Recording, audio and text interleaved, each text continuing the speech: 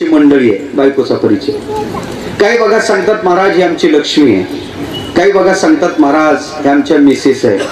तिकडे खानदेशात गेलं ना महाराज, तिकडे परिचय आहे काय, मनी बाई से आयरणी भाषेत, तिकडे आयरणी भाषेत मनी बाई से उत्तमराव महाराज तिकडे आयरणी भाषेत परिचय देतात.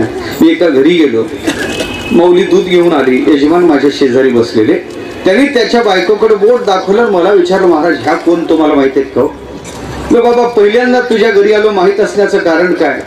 त्यांनी त्याच्या बायकोकडे बोट दाखवलं, मला तिचा परिचय दिला, म्हणे महाराज हे आपलंच बारदान आहे. बायकोचा परिचय मला असा परिचय आतापर्यंत झाला नव्हता, नाविन्यपूर्ण परिचय होता. मी म्हणलं इकडं बायकोला बारदान म्हणतात, पण याला काय म्हणतात हे कळलं पाहिजे ना, आपल्याला फेरावं लागते. दत्ता महाराज लक्षात आलं पाहिजे काय नेमका याचाही परिचय कळला पाहिजे.